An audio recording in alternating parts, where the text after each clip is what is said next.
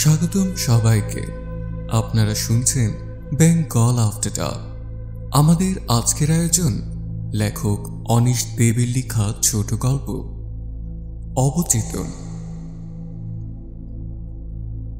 আমাদের কন্টেন্টের নিয়মিত আপডেটস পেতে এখনই সাবস্ক্রাইব করো বেঙ্গল আফটার ডার্কের ইউটিউব চ্যানেলটি আর প্রেস করো bell icon. Doctor Ambika Samaddar আলতো করে হাত রাখলেন তার পোষা অ্যালসেশিয়ানের লোমশ পিঠে। কিছুক্ষণ কি যেন ভাবলেন। বিস্তৃত কপালে উড়ে আসা কয়েকগুচ্ছ রূপলি চুলকে স্বস্থানে ফেরত পাঠিয়ে স্বগতোক্তি করলেন, স্বপ্ন নয়, দুঃস্বপ্ন। আমি 5 ফুট চওড়া টেবিলের এই প্রান্তে বসে বলে উঠলাম, ডক্টর, স্বপ্ন হোক দুঃস্বপ্ন হোক, এর মানেটা কি? আমার স্বরে উত্তেজনার আভাস পেয়ে কুকুরের পিঠ থেকে হাত তুললেন ডক্টর সমাদ্দার। সাইন পেনটা উঁচিয়ে ধরে সাদা প্যাডের উপর কিছু একটা লেখার জন্য তৈরি হয়ে বললেন, if you don't mind mister Roy, আপনার গল্পটা আমি প্রথম থেকে আরো একবার শুনতে চাই। কাইন্ডলি একটু স্লোলি বলবেন। নিন, শুরু করুন। আমি সুদর্শন রায়। আমি চেয়ারে গুছিয়ে বসলাম একটু। ঘরে এয়ার কুলার থাকা সত্ত্বেও মাথার উপরে ফ্যান ঘুরছে। ঘর এবং আসবাবপত্রের রং নিষ্কলঙ্ক সাদা। ডক্টর সমাদ্দারের গায়েও সাদা স্ট্রেচলনের স্যুট। চোখে স্টিল ফ্রেমের চশমা, হাতের অনামিকায় হীরের আংটি। ঘরে একমাত্র ব্যতিক্রম ছিল দুশ্মন। দুশ্মন হল ডক্টর সমাদ্দারের 4.5 ফুট লম্বা বিশাল অ্যালসেশিয়ান কুকুর। ওর রং কুচকুচে কালো। কাচের গুলির মতো চোখ দুটো সবসময় ধকধক করে চলছে। ডক্টর সমাদ্দারের চেম্বারে আমি আগেও কয়েকবার এসেছি, কারণ আমার মাঝে মাঝে দেখা দুঃস্বপ্নগুলো। তাই দুশ্মন এবং তার প্রভু দুজনের সঙ্গেই আমি যথেষ্ট পরিচিত। আমার আগের দেখা দুঃস্বপ্নগুলো যেমন অবাস্তব, তেমনি উদ্ভট। প্রথম দুঃস্বপ্নে দেখেছি একটা অ্যারোপ্লেন থেকে আমি একজন পাইলটকে ধাক্কা দিয়ে শূন্যে ফেলে দিচ্ছি। দ্বিতীয় স্বপ্নে দেখেছি জলের তলায় একজন প্রতিদ্বন্দ্বীর সঙ্গে আমার মরণপণ যুদ্ধ চলছে। অবশেষে তাকে গলা টিপে খুন করে আমি জলের উপর ভেসে উঠেছি এবং একই সঙ্গে হাঁপাতে হাঁপাতে বিছানা ছেড়ে উঠে বসেছি। এইসব ঘটনা প্রায় বছরখানেক আগের, কিন্তু গত 7 দিন ধরে এক অদ্ভুত ধারাবাহিক স্বপ্ন আমি দেখে চলেছি, যা প্রথমে ছিল অর্থহীন, কিন্তু পরে।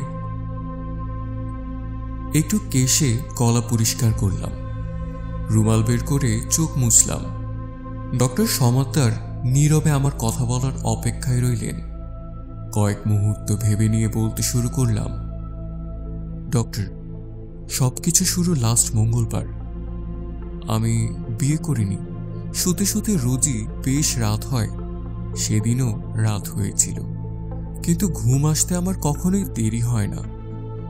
সুতরাং মিনিট কয়েকের মধ্যেই গভীর ঘুমে ডুবে গেছি। সেই রাতেই অদ্ভুত স্বপ্নটা প্রথম দেখলাম আমি একটা বিশাল বাড়ির ভেতর দাঁড়িয়ে আছি। চারপাশে ব্যস্ত লোকজন সাদা পোশাকে চলাফেরা করছে। ফ্লোরোসেন্ট আলোয় ঝলমলে তেল চকচকে করিডোর ধরে আমি ধীরে ধীরে এগিয়ে চলেছি। কাজে ব্যস্ত লোকজন কেউ যেন আমাকে দেখেও দেখছে না। এক অদ্ভুত ঘোরের মধ্যে আমি ঢুকে পড়লাম একটা ঘরে। সে ঘরে সাজানো সারি সারি স্প্রিংয়ের খাট। তাতে শুয়ে আছে নানান বয়সের নারী পুরুষ। তাদের শরীর সাদা চাদরে ঢাকা। ঘরে অল্প পাওয়ারের আলো জ্বলছে। প্রথম দিনের স্বপ্ন এখানেই শেষ। একটা দীর্ঘশ্বাস ফেলে আমি বললাম, কিন্তু দ্বিতীয় দিন একই স্বপ্ন আমি আবারও দেখেছি। কিন্তু সেদিনের স্বপ্ন আমাকে আরো কিছুটা এগিয়ে নিয়ে গেল। দেখলাম সেই বিশাল সাদা ঘরটার এক প্রান্তে একটা ছোট্ট দরজা।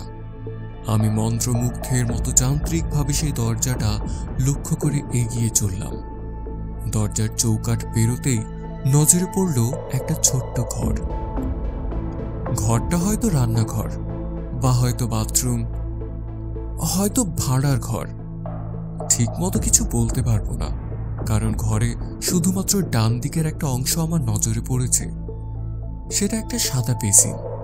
স্টিলের কল থেকে টইটম্বুর বেসিনে টপ টপ করে জল পড়ছে, আর আমি যেন নেশার ঘোরে চুপচাপ দাঁড়িয়ে সেই জল পড়ার শব্দ শুনছি। তৃতীয় দিনের স্বপ্নে প্রথম থেকে শুরু করে সেই বেসিন পর্যন্ত আসার পর আমি খেয়াল করলাম ঘরে আমি একা নই।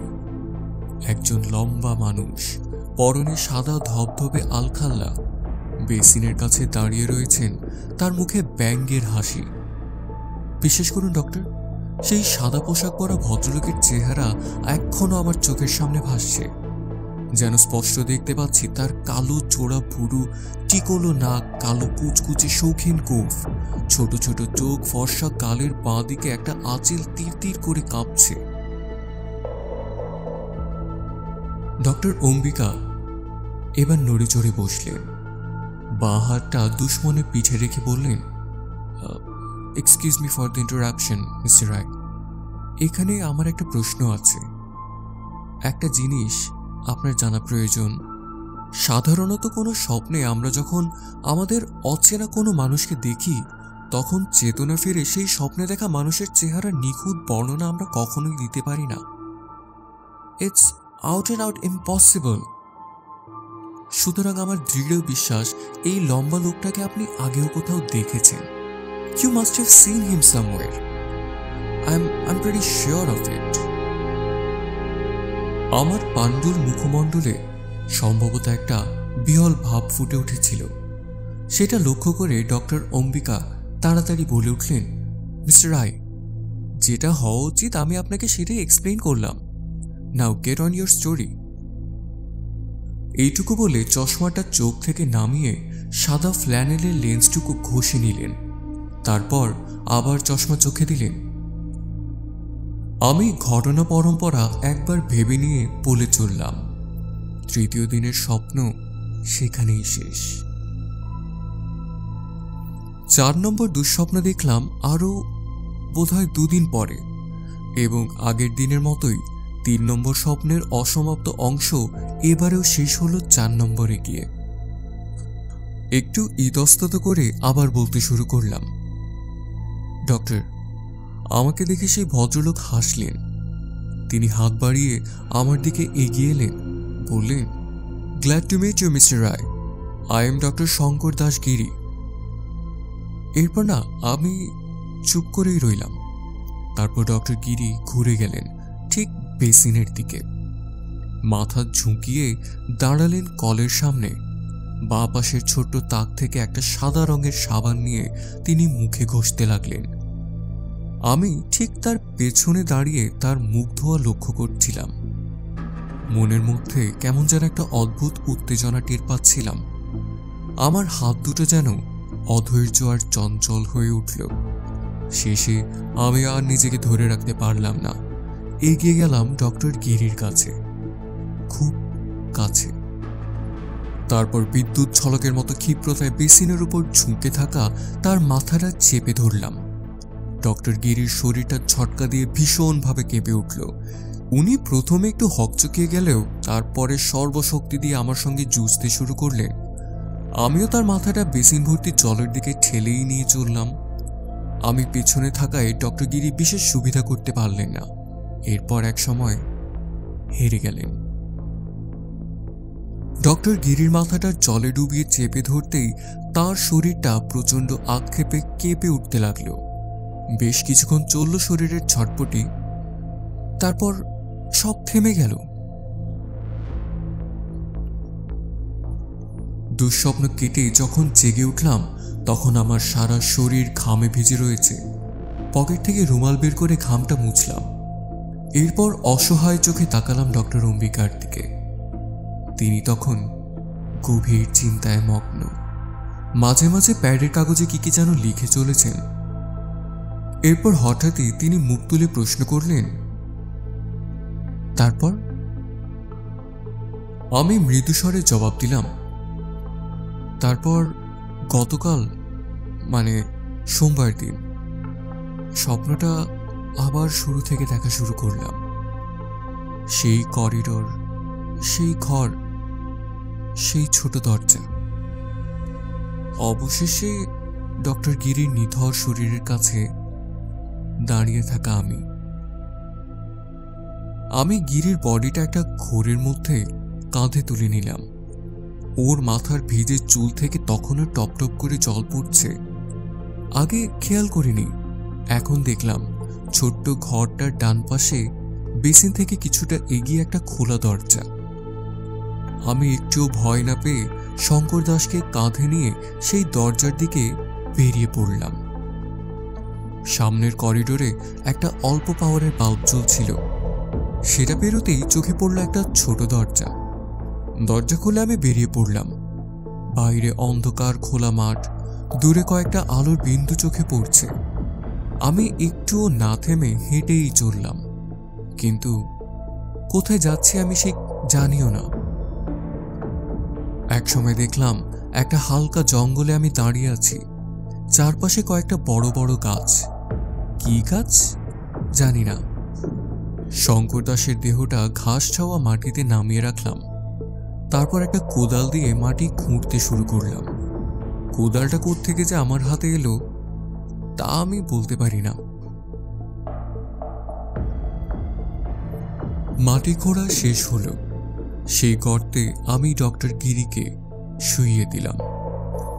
চাঁদের আলোয় স্পষ্ট দেখলাম তার চোখ দুটো কৌটুর ছেড়ে প্রায় বেরিয়ে এসেছে, এবং অবাক হয়ে লক্ষ্য করলাম ওর ডান হাতের শক্ত মুঠোয় ধরা রয়েছে সেই সাদা সাবানটা।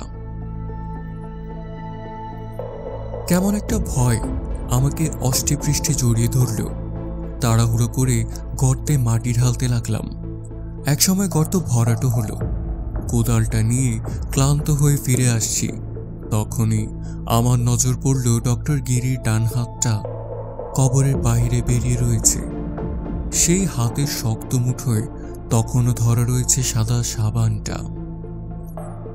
আমি ভয় পেয়ে খোলা মাঠ ধরে ছুটতে লাগলাম। কোদালটা কোথায় হারিয়ে গেল জানিও না। একটু পরেই দেখি আমি সেই বিশাল ঘরটায় দাঁড়িয়ে আছি, যে ঘরে সারি সারিভাবে স্প্রিংয়ের খাট সাজানো রয়েছে।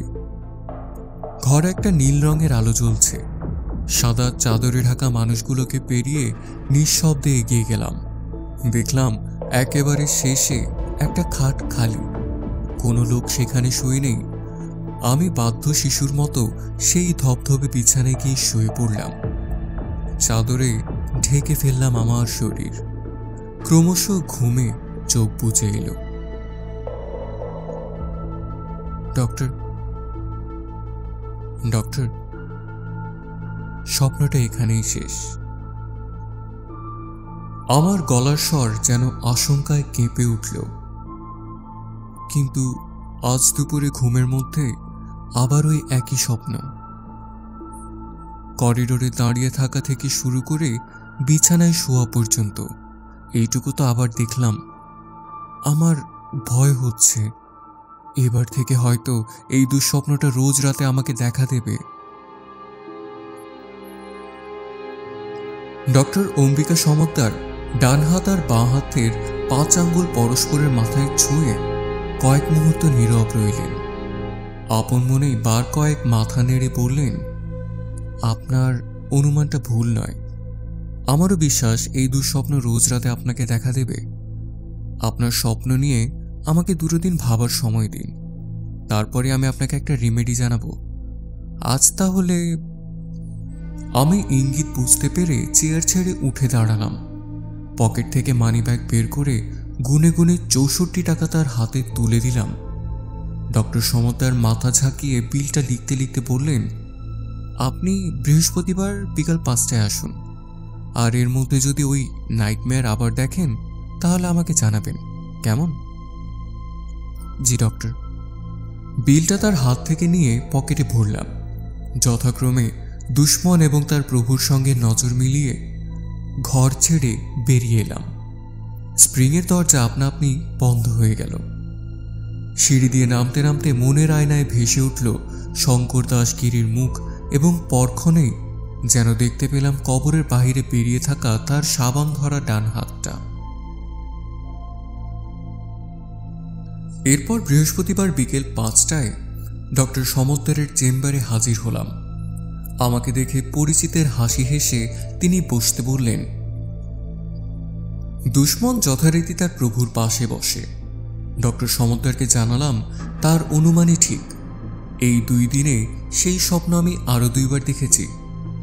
উত্তরে মনের বক্তব্যকে যেন গুছিয়ে নিলেন ডক্টর সমদ্দার। মাথার রূপলি চুলে একবার হাত বুলিয়ে নিলেন। মিস্টার রায়, এই 2 দিন আমি আপনার ব্যাপারটা নিয়ে অনেক ভেবেছি। যে সিদ্ধান্তে পৌঁছেছি তার খানিকটা আমি আগের দিনই আপনাকে জানিয়ে দিয়েছি। অর্থাৎ ডক্টর শঙ্কর দাসকে আপনি সত্যি সত্যি কোথাও না কোথাও দেখেছেন। আমি বিহ্বলভাবে মাথা নাড়ালাম। ডক্টর সমদ্দার বলেই চললেন, তাছাড়া আমি আপনাকে কয়েকটা প্রশ্ন করতে চাই। মিস্টার রায়, কখনো কি আপনি কোনো হসপিটাল, নার্সিং হোম বা মেন্টাল হোমে ছিলেন? আমি স্পষ্ট স্বরে জবাব দিলাম, হ্যাঁ ছিলাম। সামান্য মেন্টাল প্রবলেম হওয়ার জন্য আমাকে মাসখানেক মাইথনের একটা মেন্টাল হোমে কাটাতে হয়।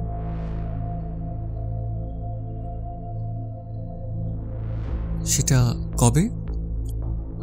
এই তো গত বছর শীতে। সেই মেন্টাল হোমের নাম আর অ্যাড্রেস আপনার মনে আছে? আছে তো। আমি নাম আর ঠিকানা বললাম। প্যাডের কাগজে সেটা টুকে নিলেন ডক্টর সমদ্দার। তারপর বললেন, এখন আমার দ্বিতীয় প্রশ্ন। স্বপ্নে দেখা সেই বাড়ির সঙ্গে কি মাইথনের সেই হোমের কোনো মিল আছে? ভালো করে ভেবে জবাব দিন। অত ভাবার দরকার নেই ডক্টর, বিনা দ্বিধায় জবাব দিলাম আমি। অনেকটাই মিল আছে। তাহলে আমার অনুমানই ঠিক, ধীরে ধীরে বললেন অম্বিকা সমদ্দার। কারণ বাড়িটার এমন বর্ণনা আপনি দিয়েছেন যার সঙ্গে মিল খুঁজে পাওয়া যায় কোনো হসপিটাল কিংবা নার্সিং হোমের। সুতরাং এখন আপনার উচিত মাইথনের সেই মেন্টাল হোমে যাওয়া এবং স্বপ্নে দেখা ব্যাপারগুলো মিলিয়ে নেয়া। এই যেমন ধরুন, সত্যি শঙ্কর দাস গিরি নামে কোনো ডক্টর সেখানে আছেন কিনা, অথবা সেই জঙ্গল, সেই মাঠ সত্যি এসবের কোনো অস্তিত্ব আছে কিনা। তাহলে আপনার কনসিয়াস আর সাবকনসিয়াস মাইন্ডের গরমিলগুলো খুঁজে পাওয়া যাবে। সেখানে গিয়ে আপনার খোঁজ খবরের রেজাল্টটা আমাকে জানাতে ভুলবেন না, কেমন? আলোচনা শেষের স্পষ্ট ইঙ্গিত, কিন্তু আমি বসেই রইলাম। ডক্টর অম্বিকা সমদ্দার একটু অবাক হলেও মুখে কিছু বলেন না। অভিব্যক্তিতে একটা নীরব প্রশ্নচিহ্ন ফুটিয়ে অপেক্ষায় রইলেন। ডক্টর, আপনার কাছে আমার একটা রিকোয়েস্ট আছে। একটু ইতস্তত করে বললাম আমি।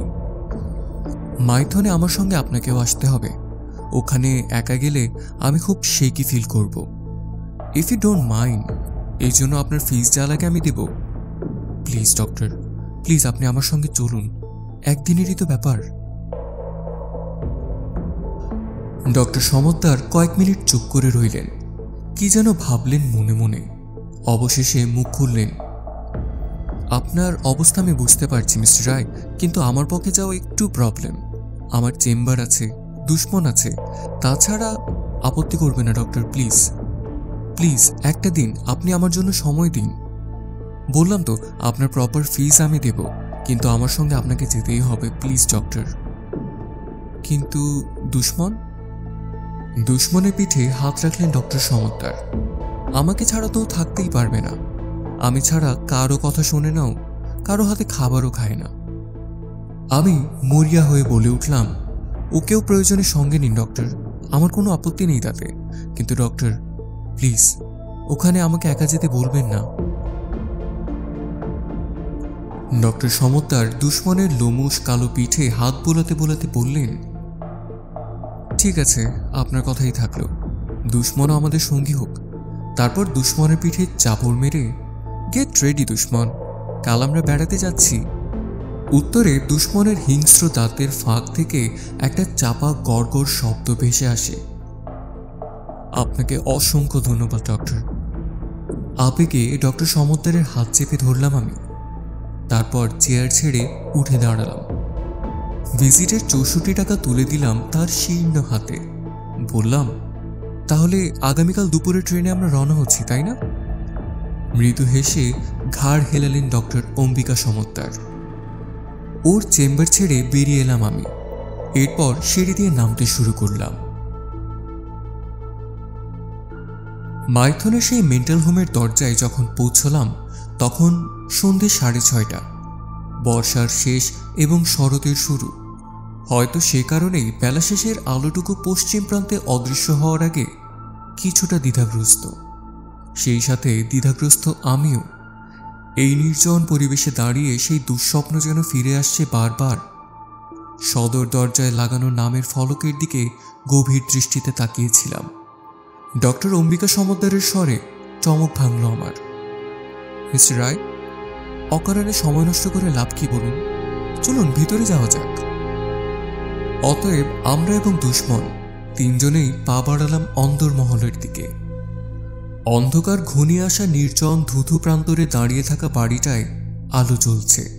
সারি সারি জানলা দিয়ে ঠিকরে আসা আলো যেন মাঝপথেই অন্ধকারের কাছে হার মেনে থমকে দাঁড়িয়েছে। চোখে এসে পড়ছে শুধুমাত্র তাদের মলিন আকৃতিটুকু। কয়েক ধাপ সিঁড়িতে উঠেই টানা করিডর। তার দুপাশে কিছু দূর পরপর পর্দা ঢাকা জানালা। দরজার মাথায় সাইনবোর্ডের মতো বেরিয়ে থাকা কাঠের ফলকে অফিস, এনকোয়ারি, সুপারিনটেন্ডেন্ট ইত্যাদি স্পষ্ট ইংরেজি হরফে লেখা। করিডোরে নজরে পড়ছে সাদা পোশাকে ফিটফাট কর্মীদের আনাগোনা। করিডোর ধরে অফিস রুমে গিয়ে ঢুকলাম। আমাকে অনুসরণ করলেন ডক্টর অম্বিকা সমদ্দার, তার সঙ্গে দুশ্মন। অফিস বলতে যা বোঝায় ঘরটা ঠিক তাই, একেবারে নিখুঁত। খুঁত শুধু টেবিলের উপর বসে থাকা ভদ্রলোকের ডান চোখে। চোখটা কালো প্যাচ দিয়ে ঢাকা। হয়তো কোনো দুর্ঘটনায় নষ্ট হয়ে গেছে। যতদূর মনে পড়লেও গত শীতে একে আমি দেখিনি। আমাদের বসতে অনুরোধ করে তিনি প্রশ্ন করলেন, yes, what can I do for you? জবাব দিলেন ডক্টর সমদ্দার। যদিও প্রশ্নটা করা হয়েছিল আমাকে লক্ষ্য করে, কিন্তু তিনি গম্ভীর স্বরে বললেন, আমার নাম ডক্টর অম্বিকা সমদ্দার। আমি সাইকিয়াট্রিস্ট। মিস্টার সুদর্শন রায় আমার পেশেন্ট। গত বছর শীতের সময় ইনি আপনাদের কেয়ারে কিছুদিন ছিলেন। এখন তার ট্রিটমেন্টের ব্যাপারে আপনাদের একটু কোঅপারেশন দরকার। যেমন প্রথমে মিস্টার রায়কে নিয়ে এই গোটা বিল্ডিংটা আমি একবার ঘুরে দেখতে চাই। তারপর ডক্টর সমদ্দারকে বাধা দিয়ে আমি বলে উঠলাম, এক্সকিউজ মি, এখানে ডক্টর শঙ্কর দাস গিরি নামে কেউ আছেন? শঙ্কর দাস গিরি? শঙ্কর দাস গিরি নামটা আপন মনে বার কয়েক বিড় করলেন ভদ্রলোক। তারপর বেল টিপে বেয়ারাকে ডাকলেন। পরক্ষণেই সাদা ইউনিফর্ম পরা একজন বেয়ারা দরজায় এসে দাঁড়ালো। তাকে লক্ষ্য করে এক চক্ষু ভদ্রলোক আদেশ করলেন, ভাটিয়া সাহবকে সালাম দো। মিনিট কয়েক নীরবতার পর পেটে খাটো একজন ভদ্রলোক ঘরে ঢুকলেন। বার দুয়েক গলা খাঁকারি দিয়ে আমাদের দৃষ্টি আকর্ষণ করে এক চক্ষু ব্যক্তিকে উদ্দেশ্য করে বললেন, হোয়াটস দ্য ম্যাটার মিস্টার মহাজন? আসুন মিস্টার ভাটিয়া।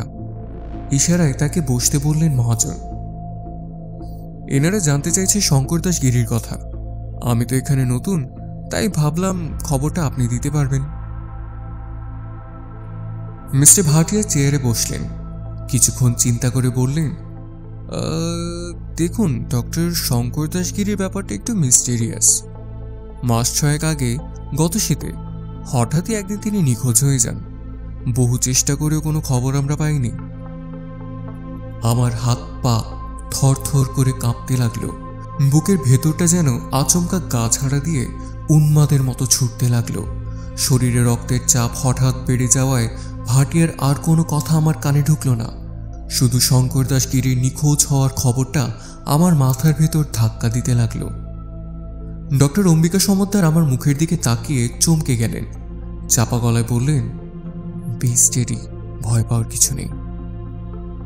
নিজেকে সামলে নিয়ে দেখি ভাটিয়াল ঘর ছেড়ে বেরিয়ে গেলেন। মহাজন আমাদের দিকে জিজ্ঞাসা নিয়ে তাকিয়ে ডক্টর সমদ্দার তাকে ধন্যবাদ জানিয়ে আমাকে উঠতে ইশারা করলেন। দুশ্মনে উঠে পড়ল। ঘর ছেড়ে বেরোনোর সময় ডক্টর সমদ্দার মহাজনকে জানালেন তার খুব বেশি হলে 8 ঘন্টা সময় লাগবে। করিডোর ধরে আমরা এগিয়েই চললাম।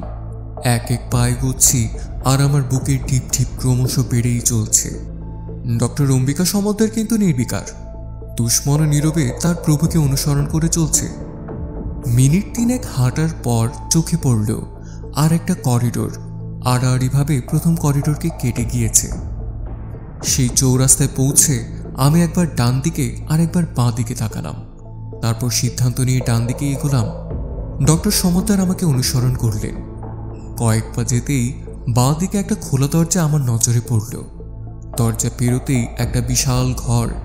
ঘরে অল্প পাওয়ারের আলো জ্বলছে আর এ প্রান্ত থেকে ও প্রান্ত পর্যন্ত সাজানো রয়েছে সারি সারি স্প্রিং বেড। তাতে শুয়ে আছে বিভিন্ন বয়সের মানুষ।